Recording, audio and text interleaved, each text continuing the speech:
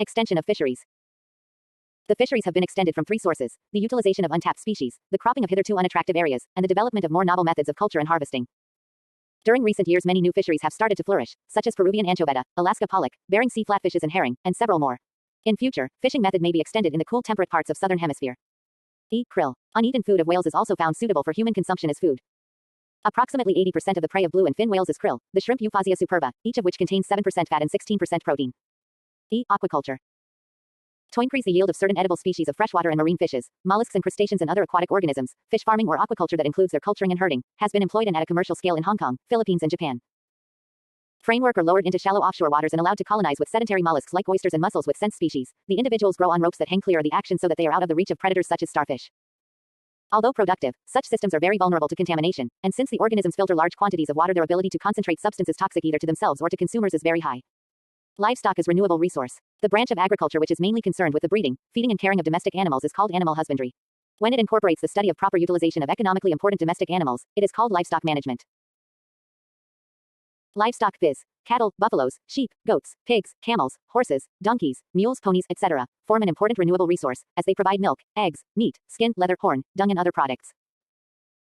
The total livestock in India amount to a huge population consisting of 185 million cattle, 97 million goats, 61 million buffaloes, 45 million sheep, 1 million horses and ponies, 1 million camels and about 1 million other livestock. There are also 156 million poultry, fowls, and other domestic birds, such as ducks, turkeys, etc. All these provide 1 million ton of meat, 40 million tons of milk, 39 million kilograms of wool and 13 million eggs. The amount of dung produced is enormous and is used for biogas production and as manure. Livestock is also used for rural transport and agriculture. Therefore, to get a sustained yield from them, their proper breeding, health care and management and diet are essential. 4. Waste management. Recycling of resources in vermitechnology. Some types of solid wastes can now be recycled by the help of certain new technologies. For example, the fermentation of organic waste such as dung of cattle, buffalo, etc. Animal excreta including feces or night soil. And urine garbage, aquatic weeds, etc. can be utilized to produce biogas which can be used for cooking, street lighting, industry and so on. The slurry produced by this method is used as manure. Likewise, waste paper can be converted into toilet paper. Some solid wastes can be utilized in vermitechnology for the production of earthworm cast, earthworm tissue protein and so on. The worm casts can be utilized, a domestic biogas digester in an Indian village, using for the production of mushrooms, and animal manure and producing methane for cooking. DOS, 1989, and vegetable crops, senapati, and heating water. 1989. The earthworm tissue is used as feed material for the poultry, DOS and 1990, fish, amphibia and pigs. Further, after extraction of metal from the ore, a waste product, called slag remains. The slag can be crushed and added to cement for construction work. Fly ash is also used as a cementing material. Scrap metal produced in mills and factories, used metals of discarded vehicles, trucks, car, scooters, cycles, etc. Machines, ships and aeroplanes can be melted and recycled for various purposes. Thus, metals such as copper, zinc, lead, aluminium and platinum can be recovered from the used materials by recycling. Ecologists have also suggested the following means of resource recycling from the industrial effluents. 1. Waste heat, i.e., heated water from power plants may maintain constant water temperatures in coastal temperate zones and their certain tropical fishes of high productivity can be raised besides native fishes. 2. Sewage and eutrophicated waste products might be used as the basis for algal production which forms the food of oysters which then filter the water as well. 3. Carbon dioxide from a power station chimney is used to enhance production of algae which are fed to clams. Vermitechnology, organic waste management through earthworms or worms. India tends to produce about 2,500 million tons of organic waste annually, which can be utilized for the recovery of essential resources such as fertilizer, fodder, fuel and food. Earthworms, e.g., Dicogaster bolaui, Drawita wilsi, Lampido moriti and Perionyx excavatus, are now known to be good biological elements for the recovery of vermifertilizer and vermiprotein, called vermitin, for use in agroecosystems, aquaculture and poultry. The earthworm is physically an aerator, crusher and mixer, chemically addigrator and biologically a stimulator in the decomposer subsystem, Mitchell, 1978. The degradation of organic waste by earthworm consumption is known as vermicomposting, and Senapati, 1986. 5. Forestreso. India has aeric flora and fauna, i.e., rich biological diversity, much of which is present in forest areas. Forests occupy a special place in the life and thought of the people. They form an important renewable natural resource. Forest ecosystem is dominated by trees, their species content varying in different parts of the world. Forests contribute essentially to the economic development of our country by providing goods and services to the people and industry. They are intimately linked with our culture and civilization. The chief products that forests supply is wood which is used as fuel, raw materials for various industries as pulp, paper, newsprint, board, plywood, timber for furniture items, toys, sports goods, musical instruments, wooden crates, boxes for packing articles for fruit, tea, etc. Boats, truck bodies, carts, plows, railway sleepers, bridges, buildings, fodder for cattle, sheep, goats and camels and bamboos. Bamboos, called poor man's timber, are used in rafters, scaffolding, roofing, walling, flooring, basketry, cartwood and cordage. Industrially bamboos are used as a raw material in paper and rayon industry. Indian forests also supply minor forest products such as canes, rattans, gums, resins, rubber, dyes, tannins, fibers, phlox, medicines, katha, insecticides, camphor, essential oils e.g., rosha grasses, khas and sandalwoods, cooking oils and spices. Tandu kendu leaves are used as wrappers for beedis. Soap substitutes such as rita and shikake, sola pith and ornamental seeds rudraksha are important commercial products of the forests. Lac, honey, wax, tussar or moga silk are obtained from forest insects.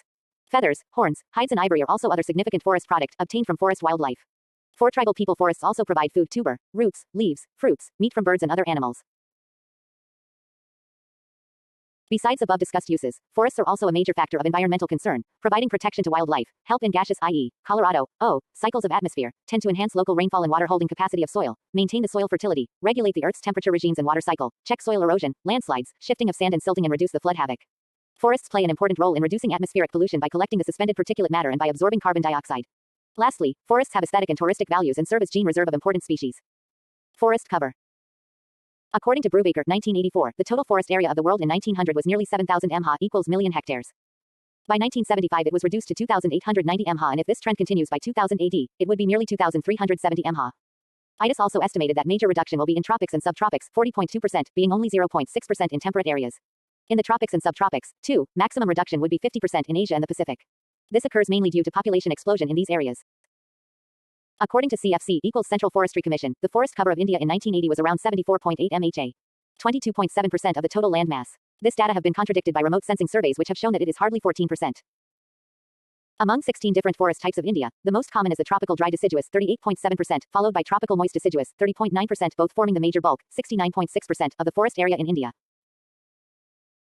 Other forest types contain following percentage of forest cover: tropical thorn 6.9%, tropical dry evergreen 0.1%, pure coniferous or high mountain areas 6.3%, sal forests 16%, teak forests 13%, broad-leaved forests excluding sal and teak 55.8%, bamboos including implantations 8.8%. Further, according to the study made by the National Remote Sensing Agency (NRSA) in 1984, there has been a decrease in the forest area in India within a 7-year period, i.e., between 1972-75 and 1980-82. In general, there has been a decrease in forest area in all states except in Sikkim and Arunachal Pradesh. Maximum decrease 11.3% has been in Tripura, and least less than 1% is in Haryana, Delhi, Arunachal Pradesh and Nagaland. The overall forest area has decreased from 55.20 mha to 45.70 mha, i.e., 2.89% during this period. Deforestation, destruction of forests. Deforestation is an alarming threat to the economy, quality of life and future of the environment. The main causes of the deforestation in India are explosion of human and livestock population, increased requirement of timber and fuel wood, expansion of croplands and enhanced grazing. Other prominent causes of forest destruction are construction of roads along the mountain, hill roads, dam building, valley projects, ever-migrating graziers, shifting, cultivation, agriculturalization, urbanization and industrialization. Stress on revenue earning and resources regeneration for pulp and match industries seems to have accelerated soil erosion. Resin tapping from sheer pine trees has choked the trees to death. India consumes nearly 170 million tons of firewood. Anisaveral trees are cut every year for firewood ally and 10 to 15 million hectares, which is a major cause of deforestation. Of forest cover is being stripped every year to meet fuel requirements. During a period of 20 years, 1951 to 1971, forests have been cut for agriculture 24.32 lakh hectares, river valley projects 4.01 lakh hectares, industrial uses 1.24 lakh hectares, road construction 0.55 lakh hectares, and miscellaneous uses 3.88 lakh hectares. Thus, a total of 3.4 million hectares of forests were lost during this period. Due to deforestation, nearly 1% of the land surface of India is turning barren and unproductive every year. The devastating effects of deforestation in India include soil, water and wind erosions. Deforestation has a major impact on the productivity of our croplands. This happens in two ways. Soil erosion increases manifold and the soil actually gets washed, leading to an intensified cycle of floods and drought. The shortage of firewood has an obvious impact on the productivity of our croplands. Thus, when firewood becomes scarce, people begin to use cattle dung and crop wastes as fuel, mainly for cooking. In a way, every part of the plant gets used up gradually and goes back to the soil. Over a period of time, such a nutrient drain affects crop productivity due to loss in soil fertility. Further, the local cattle, goats, sheep, etc., not only destroy the vegetation but also pull out the roots of the plants. Destruction of biotic potential of land also leads to desertification. Desertification is the process leading to desert formation. Removal of vegetal cover brings about marked changes in the local climates of the area. Thus, deforestation, overgrazing, etc., bring about changes in rainfall, temperature, wind velocity, etc., and also leads to soil erosion. Destruction often starts as patchy destruction of productive land. Increased dust particles in atmosphere lead to desertification and drought in margins of the zones that are not humid. For example, after denudation of Himalayas, the process of deforestation started in the Shivalik range, extending parallel to the Himalayas. Shivalik sal forests were exploited for industrial use, railways, sleepers, etc. Foothills of Shivaliks once covered with dense forests are facing an acute water scarcity and semi-desert conditions. When forests die, ecological balance maintained by nature breaks away, and floods and droughts are the dangerous consequences. In the Himalayan range, the rainfall has declined 3 to 4% due to deforestation. Afforestation. For the purpose of afforestation, following two types of methods of forestry are practiced. A. Conservation or protective forestry. This includes the following 3 strategies. A conservation or reserve forests. These forests are the areas where our water regimes are located, e.g., Himalayas and Western and Eastern Ghats together with catchment areas.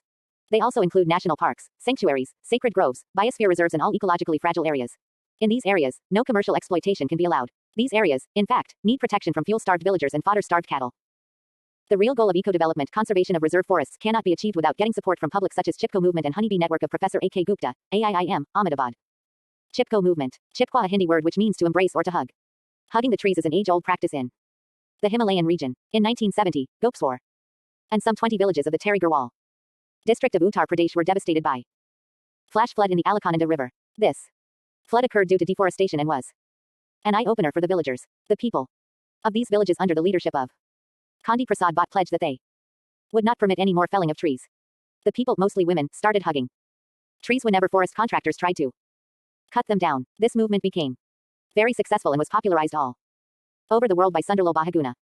Bahuguna presented the plan of this Chipko movement for the protection of soil and water through ban on tree felling in the Himalayas, at the meeting of UNEP equals United Nations Environment Programme, held in London in June 1982. According to him, every standing green tree in the forest is a sentry to protect us from avalanches and landslides to save our soils and conserve our water. Chipko movement advocates the slogan of planting 5 Fs, food, fodder, fuel, fiber and fertilizer trees, to make communities self-sufficient in all their basic needs. B. Limited production forests. These are less fertile areas at more than 1,000 meters altitude with hilly topography. A part of the annual growth may be harvested in a very careful and controlled manner so as to avoid soil and tree damage. C. Production forests. 6 types of forests lie on the flat land and are managed for high degree of production. Their working on scientific lines with proper logging methods does not pose environmental problems. Chipko movement. B. Commercial or exploitative forestry. The basic aim of commercial forestry is to supply goods and services and meet the needs of local people for firewood, fodder, food, fertilizer, fiber, timber, medicines, etc. These forests also supply material for industrial purposes as timber of all types, plywood, matchwood, fiberboard, paper and pulp, rayon, silvichemicals, etc. This can be achieved by I. Intensive plantation and E. Captive plantations. I. Intensive plantations. This type of forestry includes planting all the available land from villagers' fields to commercial land, to road, rail sides and every available space. For removing pressure on the natural forests, indigenous and/or exotic species can be used for plantation. Intensive plantations include 2 types of programs, social forestry and agroforestry. Social forestry. This type of forestry started with NCA, National Commission on Agriculture, in 1976. Social forestry envisages use of community lands, individual holdings and other public lands, denuded degraded lands for producing what the dependent rural and tribal communities need and for environmental purposes. There are 2 main objectives in social forestry. 1. Use of public and common land to produce in a decentralized way firewood, fodder and timber for the local poor men and also to manage soil and water conservation. And 2. To relieve pressure on conservation forests. This program has been mainly aimed for the poor villagers and children who become involved in the intensification of nursery operation at village level for multi-purpose species for firewood, fodder, fiber, pole, fruit, etc. In our country, social forestry program become quite successful particularly in Gujarat. There are followed 2 systems internationally, Chinese system and South Korean system. The area under social forestry increased from 15 million hectare in first plan to 1524 million hectare in sixth plan. B. Captive or production plantations, agroforestry. This is absolutely commercial forestry which is developed to fulfill the needs of the various forest-based industries requiring large quantities of raw materials. The captive plantation is done on the fallow land which is not being used for agriculture, mostly on free grazing lands. A part of this plantation is used to produce fodder for the cattle. Further, in this type of plantation, short rotation of indigenous or exotic species are preferred over long duration sal or teak. In USA, productivity of captive forests has been increased by adopting the following measures. 1. Proper manipulation of silviculture, the theory and practice of controlling the establishment, composition, and growth of stands of trees for any of the goods and benefits that they may be called upon to produce, and nutritional requirements such as use of fertilizers, irrigation, bacterial and mycorrhizal inoculations. 2. Management of diseases and pests. 3. Weed control. 4. Adoption of advanced techniques in forest tree breeding for superior genetic strains. 5. Skillful use of tissue culture and cloning methods. Few more measures for the conservation forestry. Following strategy can be adopted to prevent further depletion of tree cover in the conservation forests. 1. Extraction of timber should not interfere with watershed protection. Tree felling should be matched with tree planting programs. 2. The use of firewood should be discouraged to reduce pressure on more valuable natural forests. Other sources of energy such as biogas, solar energy, etc., have to be provided to supplement practices. 3. A better understanding should be developed between the persons who manage and those utilizing trees. Thus, there is a growing need for creating a new cadre of forest managers and barefoot foresters committed to conservation. E. Involvement of rural tribal people in forestry programs and E. Encouraging industries using forest products to obtain raw material at market price and help them to raise plantations much in advance to meet their demands. 4. Forest dwellers should have access to subsidized sources of fuel, fodder, building material, etc., so that they do not cut forest trees. 5. A ban or freeze, i.e., moratorium, of 15 to 20 years should be imposed on commercial tree fellings in fragile areas of Himalayas and other hilly areas. 6. During moratorium, an extensive afforestation program with people's participation should be followed. 7. Environmentally sound action plans based on scientific research should be adopted.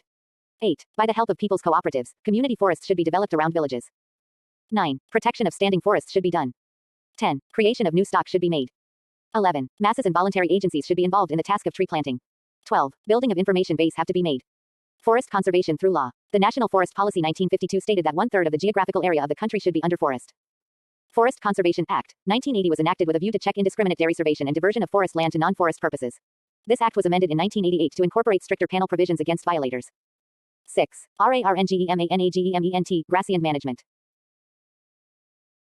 Grassland biomes are important to maintain the crops of many domesticated and wild herbivorous mammals such as horses, mules, asses, cattle, pigs, sheep, goats, buffaloes, camels, deers, zebras, etc., all of which provide food, milk, wool, hide, or transportation, etc., to man.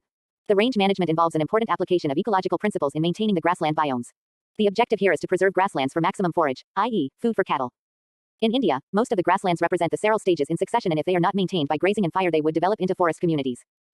A team of scientists at Indian Grasslands and Fodder Research Institute, Jhansi and Central Arid Zone Institute, Jodhpur, is mainly entrusted with such responsibility. During range management, a suitable degree of grazing is to be maintained.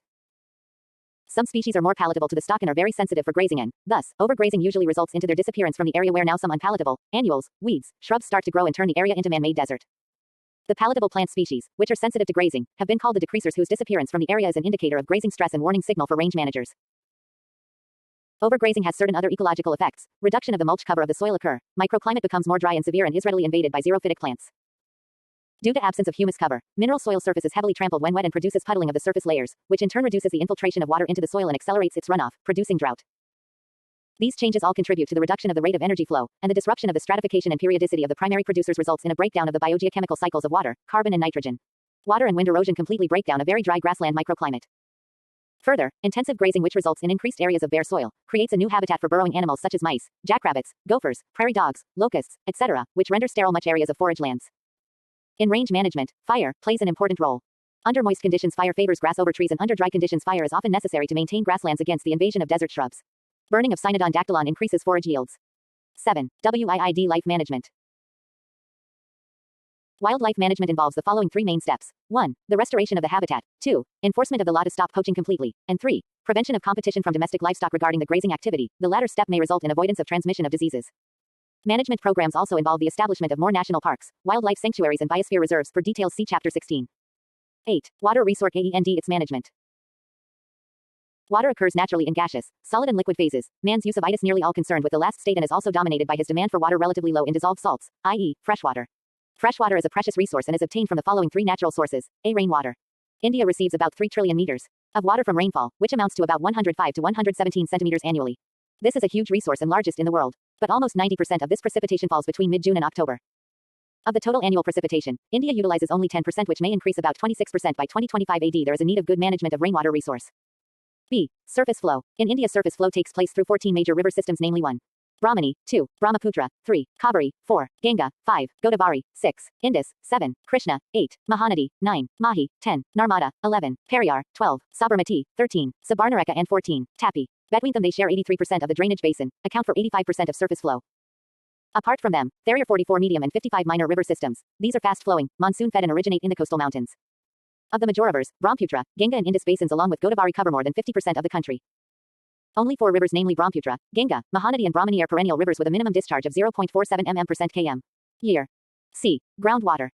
Underground reservoirs of freshwater are called aquifers. They are continuously recharged through infiltration, seepage, and evapotranspiration.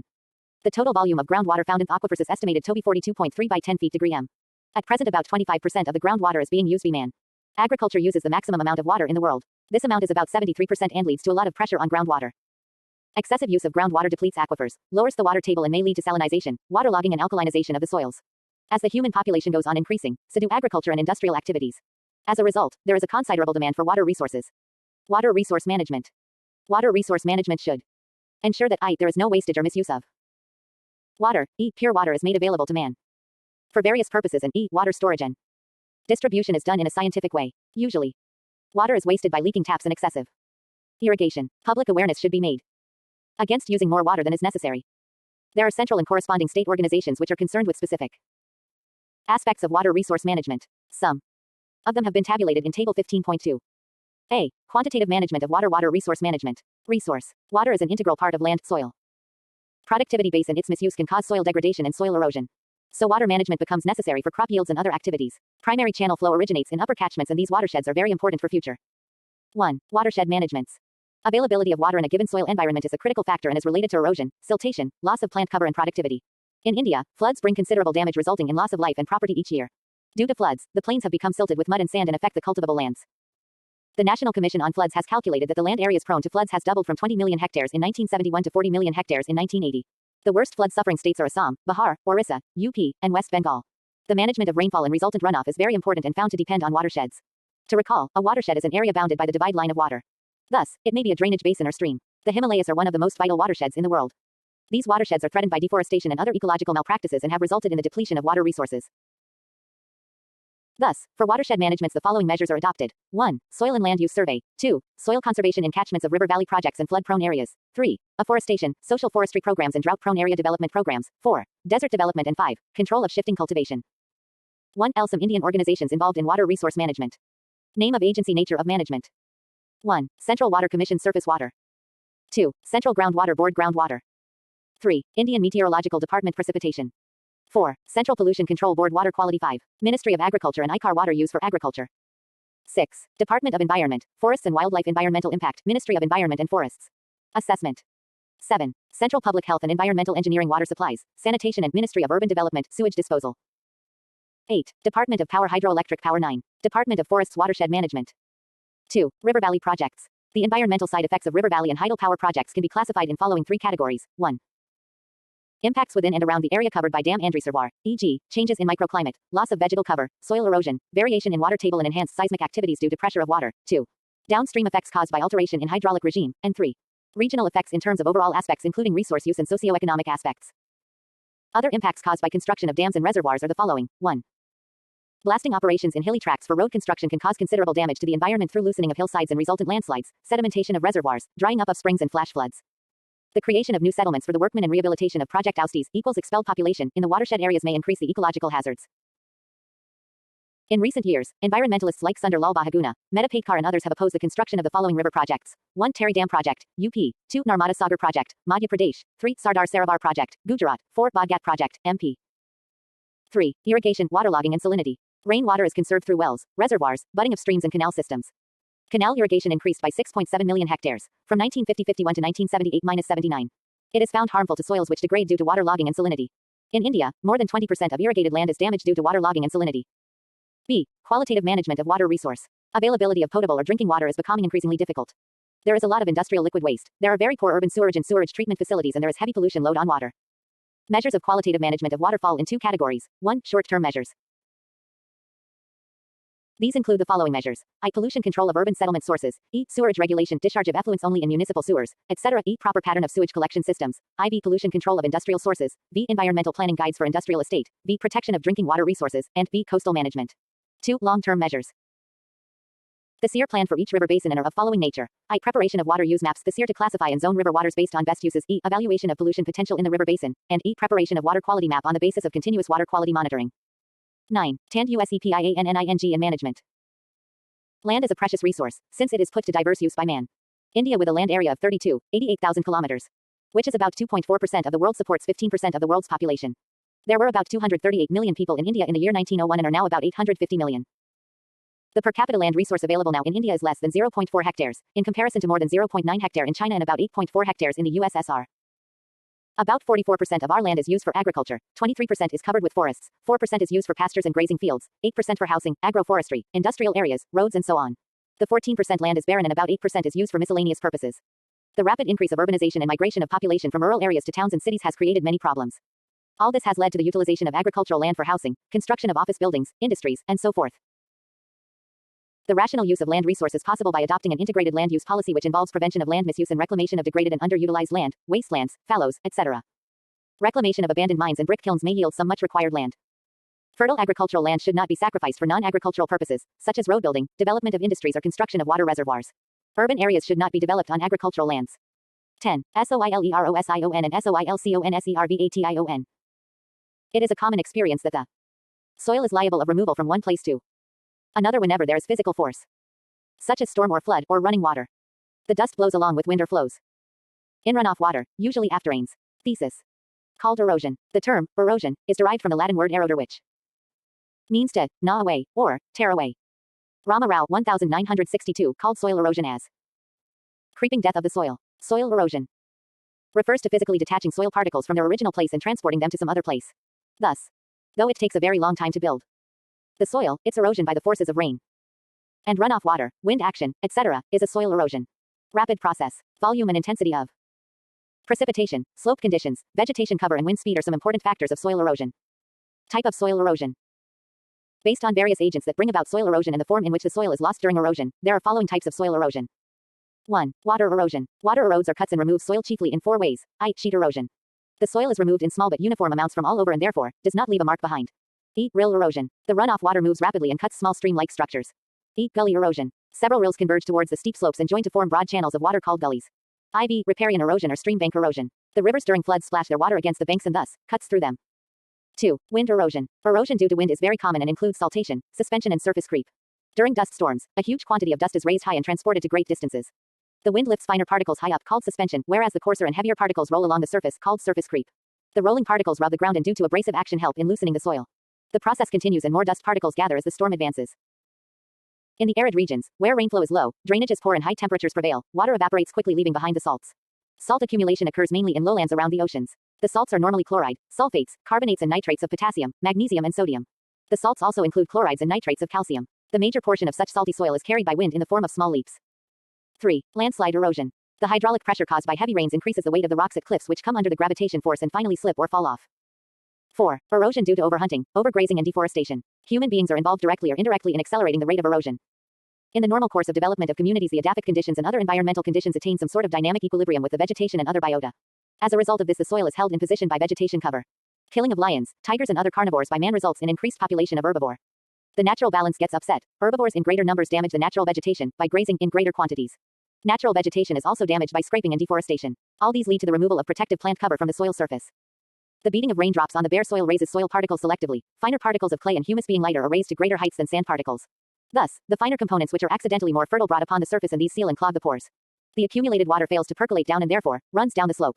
The fertile topsoil also gets washed away. Soil conservation. Soil conservation means protection, improvement and sustained renewal of the soil at any place. 1. Principles of soil conservation. The soil conservation depends on the following principles. I. Protection of soil from impact of raindrops. E. To prevent water from concentrating and moving down the slope. E. To slow down the water movement when it flows along the slope. IV. To encourage more water to enter the soil. V. To increase the size of soil particle. V. Reduction in the wind velocity near the ground by growing vegetation cover, ridging the land. And B. To grow the strips of stubble or other vegetation cover which help to catch and hold the moving particles of soil. 2. Methods of soil conservation. Fourth, conservation of land is a precious resource, since it is put to diverse use by man. India, with a land area of 88,000 kilometers, which is about 2.4% of the world, supports 15% of the world's population. There were about 238 million people in India in the year 1901 and are now about 850 million. The per capita land resource available now in India is less than 0.4 hectares, in comparison to more than 0.9 hectare in China and about 8.4 hectares in the USSR. About 44% of our land is used for agriculture, 23% is covered with forests, 4% is used for pastures and grazing fields, 8% for housing, agroforestry, industrial areas, roads and so on. The 14% land is barren and about 8% is used for miscellaneous purposes. The rapid increase of urbanization and migration of population from rural areas to towns and cities has created many problems. All this has led to the utilization of agricultural land for housing, construction of office buildings, industries, and so forth. The rational use of land resource is possible by adopting an integrated land use policy which involves prevention of land misuse and reclamation of degraded and underutilized land, wastelands, fallows, etc. Reclamation of abandoned mines and brick kilns may yield some much required land. Fertile agricultural land should not be sacrificed for non-agricultural purposes, such as road building, development of industries or construction of water reservoirs. Urban areas should not be developed on agricultural lands. 10. SOILEROSION and SOILCONSERVATION. It is a common experience that the soil is liable of removal from one place to another whenever there is physical force, such as storm or flood or running water. The dust blows along with wind or flows in runoff water, usually after rains. Thesis. Called erosion. The term, erosion, is derived from the Latin word erodere which means to gnaw away, or tear away. Rama Rao 1962 called soil erosion as creeping death of the soil. Soil erosion refers to physically detaching soil particles from their original place and transporting them to some other place. Thus, though it takes a very long time to build the soil, its erosion by the forces of rain and runoff water, wind action, etc., is a soil erosion. Rapid process, volume and intensity of precipitation, slope conditions, vegetation cover and wind speed are some important factors of soil erosion. Type of soil erosion. Based on various agents that bring about soil erosion and the form in which the soil is lost during erosion, there are following types of soil erosion. 1. Water erosion. Water erodes or cuts and removes soil chiefly in 4 ways. I. Sheet erosion. The soil is removed in small but uniform amounts from all over and therefore does not leave a mark behind. E. Rill erosion. The runoff water moves rapidly and cuts small stream-like structures. E. Gully erosion. Several rills converge towards the steep slopes and join to form broad channels of water called gullies. IV. Riparian erosion or stream bank erosion. The rivers during floods splash their water against the banks and thus cuts through them. 2. Wind erosion. Erosion due to wind is very common and includes saltation, suspension and surface creep. During dust storms, a huge quantity of dust is raised high and transported to great distances. The wind lifts finer particles high up called suspension, whereas the coarser and heavier particles roll along the surface called surface creep. The rolling particles rub the ground and due to abrasive action help in loosening the soil. The process continues and more dust particles gather as the storm advances. In the arid regions, where rainflow is low, drainage is poor and high temperatures prevail, water evaporates quickly leaving behind the salts. Salt accumulation occurs mainly in lowlands around the oceans. The salts are normally chloride, sulfates, carbonates and nitrates of potassium, magnesium and sodium.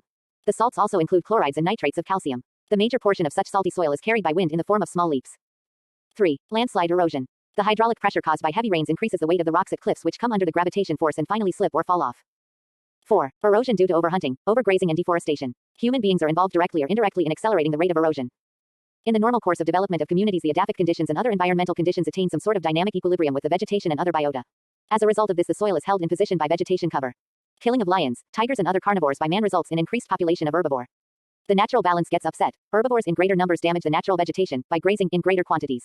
Natural vegetation is also damaged by scraping and deforestation. All these lead to the removal of protective plant cover from the soil surface. The beating of raindrops on the bare soil raises soil particles selectively, finer particles of clay and humus being lighter are raised to greater heights than sand particles. Thus, the finer components which are accidentally more fertile brought upon the surface and these seal and clog the pores. The accumulated water fails to percolate down and therefore, runs down the slope. The fertile topsoil also gets washed away. Soil conservation. Soil conservation means protection, improvement and sustained renewal of the soil at any place.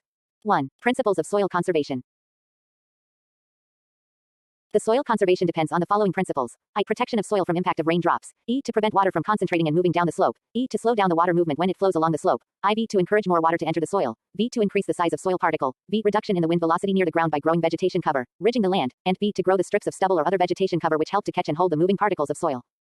2. Methods of soil conservation. Fourth, conservation of soil, i.e., to check the loss of soil during erosion, ecologists have devised the following methods. A. Biological methods. In these methods, conservation is achieved by the use of plant vegetation cover, i.e., agronomic practices. Natural protection is provided to the soil by growing vegetation in a manner that reduces soil loss. These are the following. A. Contour farming. This oldest method is found useful in those areas where the rainfall is low. It involves preparation of the field with alternate furrows and ridges, or contours. The water is caught and held in furrows and stored. This tends to reduce runoff and erosion. Contour farming is also useful for lands with gentle slopes. In this method, plowing is done at right angles to the direction of the slope. B. Terrace cropping. On hilly terrains where there is some good soil profile, terrace cropping is in practice since time immemorial to reduce soil erosion and obtain a reasonable productivity. In preparing terrace, one block of flat land abruptly ends and a new terrace begins at a lower level. The soil is cut and laid to make steps. On the margins between two steps, the slope is vertical. This zone is planted with some perennial soil-binding grass, whereas the rest of the space is used for cultivation. The runoff of rainwater is greatly reduced and the soil becomes stable. C. Mulching. In this method, certain plants, such as maize stalks, cotton stalks, potato tops, etc., are used as a mulch. Mulch is a protective layer formed by stubble, i.e., the basal parts of herbaceous plants, especially cereals, attached to the soil after harvest. Mulches 13 centimeters to 20 centimeters bind the soil particles, reduce evaporation of soil moisture, and terrace cropping. Increase the amount of soil moisture by adding organic matter to soil. D. Crop rotation. This method decreases soil loss and preserves the productivity of land. The typical crop rotation involves 1 year of fallow, followed by winter heat. E. Strip cropping. This involves the planting the crop in rows or strips to check flow of water. On more sloppy lands for strip cropping, strips of land are plowed at right angles of the direction of the slope and different crops are raised in adjacent strips. In different years, the one crop of the strip is rotated with another crop. E. Dry farming. This method is found useful for the croplands existing in the areas of low or moderate rainfall. In these areas, ordinary farming is at risk. Thus, for checking the soil erosion, there are only 3 alternatives: crop production, animal husbandry and growing grazing fields. Dry farming methods differ in different areas and involves the fallowing the land, strip cropping, crop rotation, contour farming, etc. E. Agrostological methods. In these methods, grasses such as Cynodon dactylon are used as erosion-resisting plants. They are grown in strips between the crops. They act as stabilizers when grown in gully and sodding, i.e., to cover with sod. These methods involve lay farming, retiring lands to grass, etc. Strip cropping. B. Mechanical methods. They are used as supplements to biological methods and are of following types. A. Basin listing. It involves the construction of small basin along the contours to retain water, which also reduces its velocity. B. Contour terracing. This involves digging a channel along the slope to intercept and divert the runoff water. C. Other methods. These are of following types. 1. Excess runoff water is channeled gully control. To check the widening of gullies by constructing trough drains or diversions. Bunds, dams, drains or diversions through which excess runoff water is channeled. 2. Stream bank protection. For preventing the cutting and caving of river banks, vegetation is grown alongside the river bank, drains are constructed and concrete or pitching is done. 3. Afforestation. Trees as windbreaks are planted in deserts which check the velocity of wind. Plantation of trees in short blocks are called windbreaks. Extensive plantation of trees are called shelter belts. Windbreaks are planted across the area at 90 degrees to the prevailing wind. They check the spread of sand dunes or desert conditions or blowing away of the fertile topsoil. Windbreaks are planted in several rows. In Indian deserts, following species have been planted under the afforestation: Locinia alba, Agava americana, Thebessia nerifolia, Calotropis gigantea, Ricinus communis, Ziziphus jujuba, Acacia catechu, Cassia, Acacia nilotica, Dalbergia sisu, Mangifera indica and Tamarindus indica. Both types of plantations, windbreaks and shelter belts, have been grown in the region of Uttar Pradesh where desert is encroaching. The plantation is usually being done in 2 or 3 belts. Small-sized plants planted on the windward side in the region are Saccharum mungia, Caligonum polygonum. Small-sized plants planted on the windward side in the region are Saccharum mungia, Caligonum polygonoides, Laptodenia spartium, Cenchrus ciliaris, Balanites roxburghii, Cachia indica, Panicum antidotale, etc. On the leeward are being planted the following: Acacia leucofloea, Acacia senegal, Riccius communis, Tecoma undulata, Prosopis juliflora, Parkinsonia. The roots of the plants which are used in windbreaks or shelter belts bind the soil and protect it from erosion. The shoot canopy acts as a physical barrier for wind and dust and greatly reduces the wind speed. Wildlife management. Wildlife management, which is an important branch of W conservation, is concerned with assuring the maximum possible populations of game animals consistent with upland uses in the same area and with the number that the given habitat will support. This is attained by manipulating the balance of nature in such a way that the desired game species are favored. Many sportsmen have the idea that the way to increase game animals is to kill off all of their predators. Wildlife managers, of course, are well aware that predator elimination may well be the very thing that should not be done. Successful game management depends upon a number of factors including an understanding of ecological principles, an appreciation of the conflicts between game species and agricultural uses of land, and educating both the landowner and the hunter concerning the objectives, techniques and limitations of game management. WIID Life OF India. Indian subcontinent is unique in having great natural beauty in its different biomes and also in possessing a rich and diverse wildlife fauna. It includes about 123 families of terrestrial vertebrates. According to an estimate, there are 400 species of mammals, 1,200 species of birds, 350 species of reptiles and more than 70,000 species of insects. Kajuria, 1957. The animals such as black buck, Nilgiri tar, pygmy hog, golden langur, lion-tailed macaque, etc., are unique to India. The other typical wild management of wildlife assures the maximum possible populations of game animals consistent.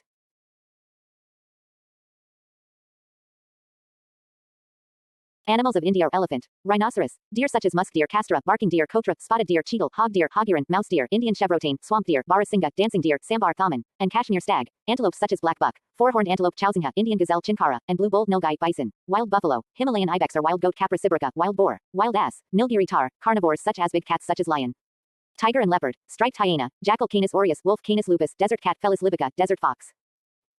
Vulpes versus facilla, bears such as black Himalayan blue-bulled nilgai. Bear and sloth bear, monkeys and apes such as Nilgiri. Langur, Ceropithecus jani, lion-tailed monkey, Macaca silensis, rhesus monkey, Macaca mulata, and Hanuman monkey, Semnopithecus entellus, Indian giant squirrel, Ratufa indica, desert hare, Lepus nigricolus porcupine, pangolin, birds such as peafowl, Pavo cristatus, jungle fowl, partridge, quail, great Indian bustard, Choriotes nigriceps duck, pigeon, sandgrouse, storks and egrets, pelican, eagle, crane, owl, hornbill, etc., and reptiles such as crocodiles, gharials, lizards, uromastyx, and enormous varieties, about 216 species, of snakes. Wildlife management requires ecological information about game animals, and some basic facts of game species are the following. 1. Deer.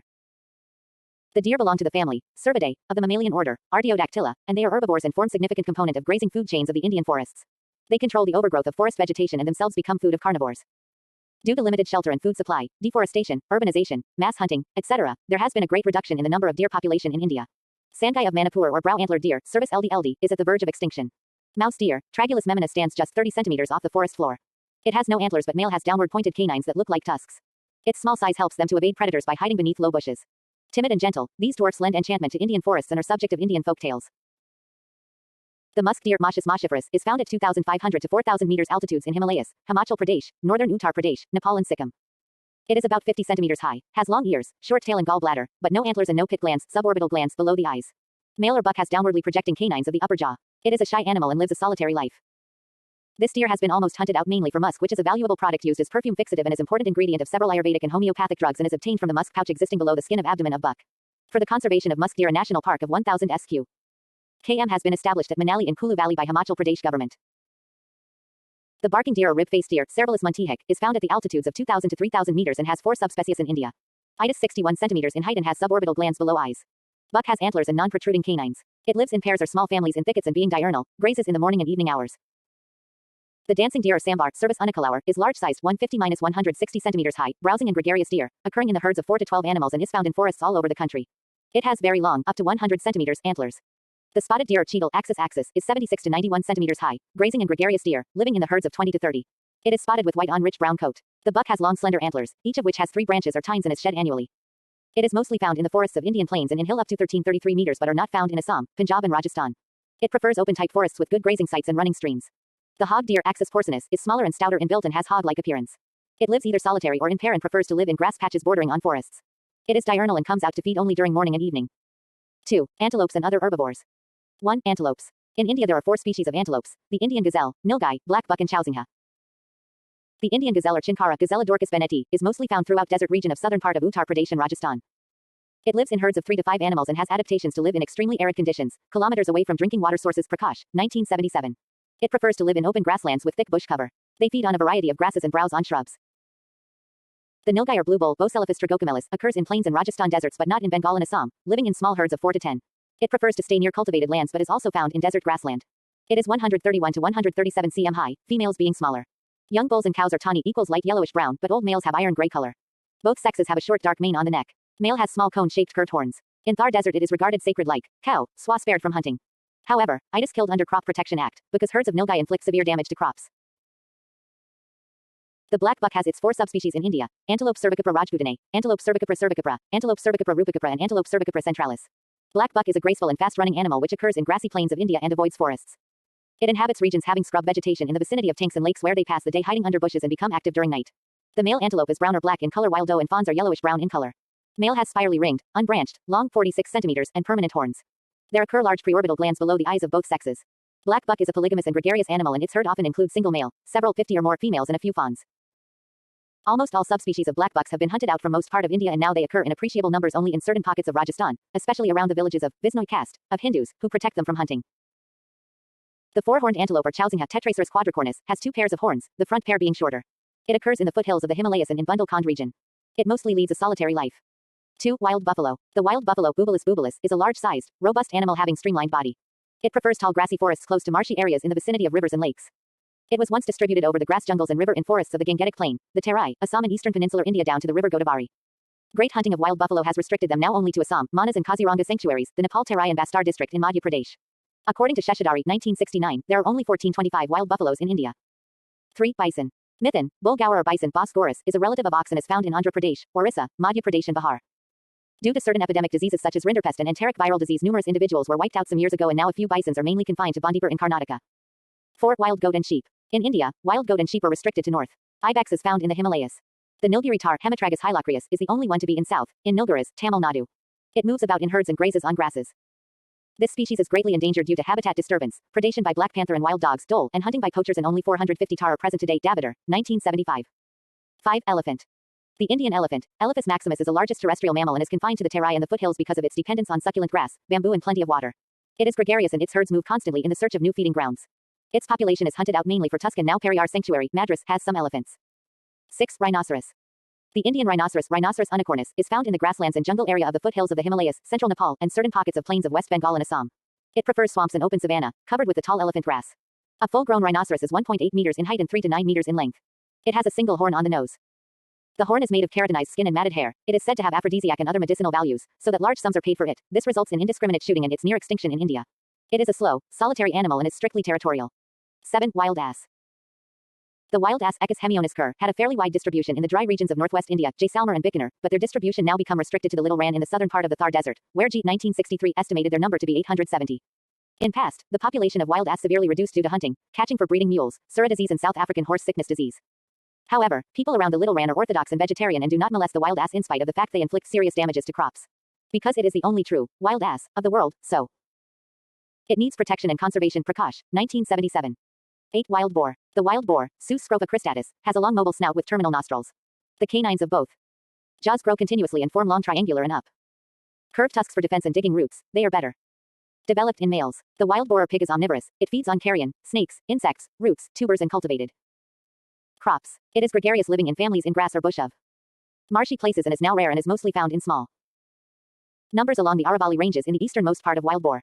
Thar Desert where they inhabit rocky slopes. 3. Big cats and other carnivores.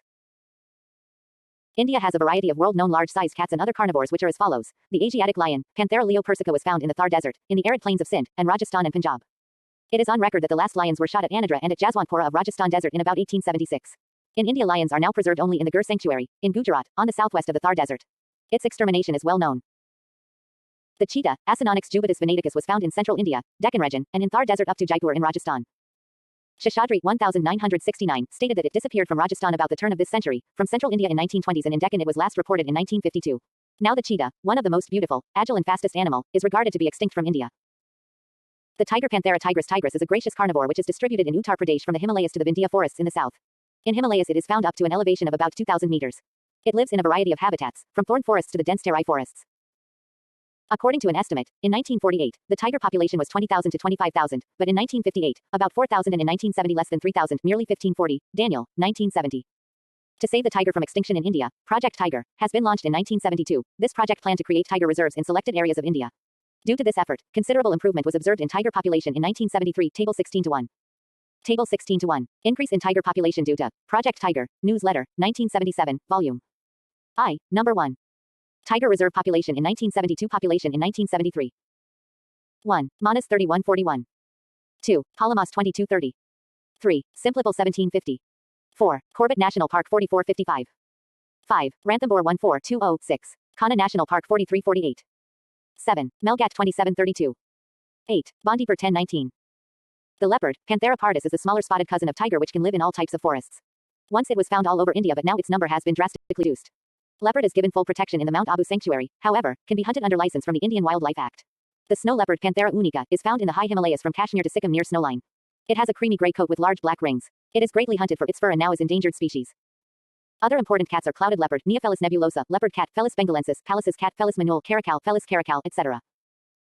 Caracal once was common in Rajasthan deserts. Now it has become extremely rare and is suspected to occur only in the Sirohi Jalore and Bikaner regions. Prakash, 1977. The sloth bear, Melursu ursinus, is a stout carnivore which is found in the hilly forests like Mount Abu and Aranpura ranges. It lives mostly on fruits, honey and insects. It sucks up white ants from their hills which are broken by its claws with great speed. It is rapidly vanishing due to ruthless hunting and it needs conservation. The black Himalayan bear has V-shaped white mark on the chest and is carnivorous. Dolphin. In the Indus River, in the northwest and in the rivers Chenab and Sutlej in the north of the Thar Desert, the freshwater gangetic dolphin, Platanista gangetica, cetacean mammal, was once found in good numbers. Murray, 1884, but is now totally extinct. Prakash, 1977. 4. Birds. The important wild bird fauna of India include the following species: peafowl Pavo cristatus, grey jungle fowl Gallus sunrati, red spur fowl Galloperdix spatacia, ducks Anser indicus Sarkidiornis melanotos, Anis poecilorentia, pigeons Columba livia, sand grouses Pterocoles existis, P. orientalis, Streptopolia decocta, storks Leptodolos dubuis, egrets Egretta garetta, grey partridge Francolinus pondiarianus, black partridge Francolinus, golden eagle Aquila chrysatos.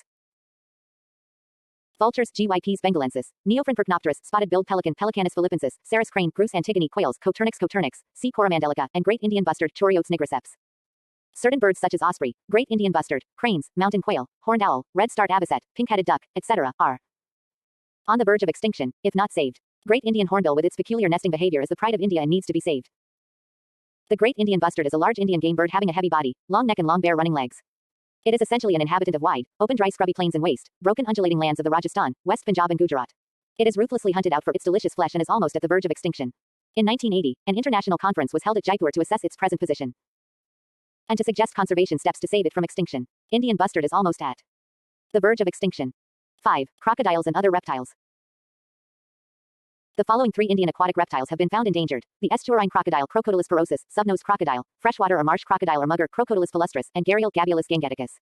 The estuarine crocodile is found in Bhitarkanika Island and adjacent mangrove areas of Orissa and in the Sundarbans of West Bengal. The marsh crocodile is widely distributed in India and has been greatly reduced in number in the past due to indiscriminate shooting for its valuable hide. Gabiolus was once common in most large Indian rivers such as Indus, Ganga, Brahmaputra and Mahanadi, but now has very sparse distribution in Ganga and larger feeders in the Nepal Terai, Bihar and Bengal. According to Bustard 1974, Indian gharials are on the verge of extinction and there are only 143 living gharials. Subba Rao, 1977. Mugger is also fast depleting and may be endangered, if not saved. In 1974, under the guidance of Dr. H.R. Bustard, the project called Save the Crocodiles was started for the conservation and management of crocodiles, through the incubation of eggs, rearing and release in preserves. Projects for preservation of mugger, estuarine crocodile and gharial are now being undertaken in Andhra Pradesh, Bihar, Gujarat, Kerala, Orissa, Rajasthan, Tamil Nadu and Uttar Pradesh. Sea turtles migrate to Gujar Matha, in Orissa to carry on nesting popularly known as Arabada. The deep sea fishing is a continuous threat to this reptilian species. When turtles float on surface during copulation, certain tribals which feed on them trap them and sell in the market. Their nesting grounds are also disturbed by man who collect turtles' eggs for consumption. A rare limbless lizard is the Barcudia insularis, which is mistook as a snake and killed indiscriminately. It is equal subterranean in habit and found at Barcudia inland of Garial, Chilka Lake, and needs protection. In India, snakes are killed by some and worshipped by others. Generally they are feared. They are believed to be farmers' best friends, as a single rat snake can eat hundreds of rats and mice per year. Indiscriminate killing of snakes for skin results in a loss of 10 million rat snakes, cobras and pythons every year. 6. Frog. The State of India's Environment, 1984, 85 reports that every year Indians kill an estimated 100 million frogs to satisfy the palates of well-fed Westerners. In 1981, 4,368 tons of frogs' legs were exported from India. These have been finding their way to Canada, Saudi Arabia, Japan and UAE. Two common species of frogs, viz. Rana tigrina and Rana hexadactyla, have been affected by this trade and deserve protection. CONCEPTOF threatened spec-wise. The International Union of Conservation of Nature and Natural Resources, IUCN, has categorized the rare species of plants and animals for conservation purpose. This classification is based on I. the present and past distribution of the species or taxa, E. abundance and quality of natural habitat, E. the decline in the density of population in course of time, and IV. the biology and ecological value of species. According to this system, the following categories have been identified. 1. Endangered E. species. These are species or taxa, which are in danger of extinction and which may not survive if the adverse factors continue to operate. The species whose numbers have been reduced to a critical level or their habitats have been drastically reduced in such a way that they are in the instant danger of extinction. 2. Vulnerable V. species. The species or taxa likely to move into the endangered category in the near future if the causal adverse factors continue to operate. These are species whose populations have been seriously decreased and whose ultimate security is not assured, and also those whose populations are still abundant but are under threat throughout their range. 3. Rare R. species. These are species with small populations in the world. At present, these species are not endangered and vulnerable but are at risk. These species are usually localized within restricted geographical areas or habitats or are thinly scattered over a more extensive range. 4. Threatened T. species. The term, threatened, is used in the context of conservation of the species which are in any one of the above three categories, viz. endangered, vulnerable or rare. The most threatened reptiles, birds and mammals of India have been listed in Table 16-2. Table 16-2. Table 16-2. Threatened reptiles, birds and mammals of India. Amphibians and reptiles, birds, mammals. 1. Tylotrodon barncosis 1. Choriotus nigriceps 1. Presbytus pileatus Himalayan neuter, the great Indian bustard, capped langur, salamander 2. Carina cutulata, the 2. Macaca silensis. 2. Varanus salvator, white-winged wood, lion-tailed macaque. 3. Crocodylus palustris duck 3. Hylobates hulock, marsh crocodile, white-browed gibbon. 4. Crocodylus ferocis 4. Panthera tigris tiger, estuarine crocodile 5. Panthera leo persica, lion. 5. Gaviolus gangeticus 6. Panthera pardus, leopard, gharial 7. Panthera uncia, snow leopard. 8. Clouded leopard. 9. Felis marmorata. 10. Felis teminki, golden cat. 11. Felis bengalensis, leopard cat. 12. F. silvestris ornata, desert cat. 13. F. viverina, fishing cat. 14. F. caracal. 15. F. lynx. 16. Arctictis binturong. 17. Prionodon particular, spotted linsang. 18. Canis lupus pallipes, Indian wolf. 19. Melarsus ursinus, sloth bear. Reasons FORDEPIETIONOF wildlife. Many wild animals became extinct due to various human and natural activities. 1. Absence of cover or shelter to wild animals. 2. Due to deforestation for cultivation, road building, railway routes, dam construction or for urbanization, occurs reduction in the area for free movement of wild animals which retard reproductive capacity of certain wild animals such as deer, bison, rhino, tiger, etc. 3. Destruction of wild plants of forests for timber, charcoal and fire would often deprive wild animals their most palatable food and affects their survival. 4. Noise pollution by different transporting media, trucks, buses, rails, aeroplanes, etc. and polluting river water have adversely affected wild animals. 5. Various natural calamities such as floods, droughts, fires, epidemics, etc. have also caused great destruction of wildlife. 6. Hunting methods of all kinds and for any purpose, i.e., for food, recreation, hide, fur, plumage, musk, tusk, horn, etc. have caused destruction of wildlife. Necessity for WIID life conservation. The conservation of wildlife is required for the following benefits. 1. The wildlife helps us in maintaining the balance of nature. Once this equilibrium is disturbed, it leads to many problems. The destruction of carnivores or insectivores often leads to the increase in herbivores, which in turn affects the forest vegetation or crops. 2. The wildlife can be used commercially to earn more and more money. It can increase our earning of foreign exchange, if linked with tourism. 3. The preservation of wildlife helps many naturalists and behavior biologists to study morphology, anatomy, physiology, ecology, behavior biology of the wild animals under their natural surroundings. 4. The wildlife provides best means of sports and recreation. 5. The wildlife of India is our cultural asset and has deep-rooted effect on Indian art, sculpture, literature and religion. Modes of wildlife conservation. In India, the following measures have been undertaken for the wildlife management. 1. Protection by law. India was probably the first country to enact a Wildlife Protection Act. The Wild Birds and Animals Protection Act was passed in 1887 and repealed in 1912. For game protection in the states, in 1927, the Forest Act 16 was enacted. Indian Board for Wildlife was established in 1952 and this was followed by setting up of wildlife boards in different states. In 1972, new Wildlife Protection Act was passed. Under this act, possession, trapping, shooting of wild animals alive or dead, serving their meat in eating houses, their transport and export are all controlled and watched by special staff, chief wildlife warden and authorized officers. This act prohibits hunting of females and young ones. Under this act, threatened species are absolutely protected and there is afforded graded protection according to their state of population size. 2. Protected species of Indian wildlife. The following wild animals have been enlisted as threatened and protected species: white-eyed buck, Indian antelope or black buck, four-horned antelope, barrel, swamp deer, eastern pangolin, elephant, Indian gazelle or chinkara, musk deer, serow, tar, golden cat, snow leopard, great pangolin, Indian bustard, pink, headed duck, peafowl, monal pheasant, cokeless pheasant, sheer pheasant, horned pheasant, monitor lizard, water lizard, gharial, marsh crocodile, python, and leathery OA turtle. Albino and melanic individuals of all species of wild EYL animals are also protected. 3. Establishment of sanctuaries and national parks. To protect, preserve and propagate rich natural bounty, the Government of India passed the Wildlife Protection Act in 1972, under which national parks and sanctuaries could be created. Creation of biosphere reserves has also been put into practice since 1986. In India, nearly 434 national parks and sanctuaries have been established, out of which 17 have been selected as Project Tiger areas. On March 1, 1989, there were 445 national parks and sanctuaries. See Rana, 1994. National parks are set up for preserving flora, fauna, landscapes and historic objects of an area. A national park is an area which is strictly reserved for the betterment of the wildlife and where activities such as forestry, grazing or cultivation are not permitted. No private ownership right is allowed. There are 66 national parks in the country which are spread over an area of 33,988.14 square kilometers, or nearly 1% of the country's geographical area. Sanctuaries are places where the killing or capturing of any animal is prohibited except under orders of the authorities concerned. They provide protection and optimum living conditions to wild animals. Thus, in a sanctuary, protection is given only to the fauna, and operations such as harvesting of timber, collection of minor forest products and private ownership rights are permitted so long as they do not interfere with the well-being of animals. There are 368 sanctuaries in India covering over 1,07310,13 square kilometers, amounting to 3.2% of India's total geographical area. During the past 3 decades, the concept of biosphere reserves has been evolved by the Man and Biosphere (MAB) program of the UNESCO. India has identified 13 areas to be declared as biosphere reserves. Of these, the Nilgiri Biosphere Reserve, including parts of Karnataka, Kerala and Tamil Nadu, was declared in 1986, and the Nanda Devi Biosphere Reserve in 1988. 2 more biosphere reserves, one at Uttarakhand including the Valley of Flowers in northwestern Himalaya, and another at Nokrek, North Himalaya, have also been recently included in the list of biosphere reserves. In a biosphere reserve, multiple land use is permitted by designating various zones. These zones are the core zone, where no human activity is permitted, the buffer zone, where limited human activity is allowed, and the manipulated zone, where a large number of human activities would go on. In a biosphere reserve, wild populations as well as traditional lifestyles of tribals and very domesticated plant and animals' genetic resources are protected. Some of the well-known wildlife sanctuaries and national parks of India are as follows. 1. Kaziranga Wildlife Sanctuary. It was established in 1926 in district Sibsagar, subdivision Jorhat, Assam, on the south bank of the Brahmaputra River. It consists of 430 square kilometers of forest grasslands and swamps and supports a fauna of 700 rhinoceros, besides elephant, wild buffalo, bison, tiger, leopard, sloth bear, sambar, swamp deer, hog deer, barking deer, wild boar, gibbon and birds such as pelican, stork and ring-tailed fishing eagles. 2. Manas Wildlife Sanctuary and Tiger Reserve. It is located in district Kamrup in Assam, has an area of 540 square kilometers and is situated at an altitude of 80 meters. River Manas passes through it. It contains the following wild animals: tiger, panther, wild dog, wild boar, rhinoceros, gaur, wild buffalo, sambar, swamp deer and golden langur. 3. Jaldapara Wildlife Sanctuary. It is situated in Jalpaiguri district of West Bengal and is a 65 square kilometers stretch of grassland. Its wildlife fauna includes animals such as rhinoceros, gaur, elephant, tiger, leopard, deer, and a variety of birds and reptiles. 4. Halamau National Park. It is situated in Daltonganj district in Bihar and has an area of 345 square kilometers. Its flora is thick tropical forests. The fauna of this park includes tiger, panther, sloth bear, elephant, chital, gaur, nilgai, chinkara, chowsingha and mouse deer.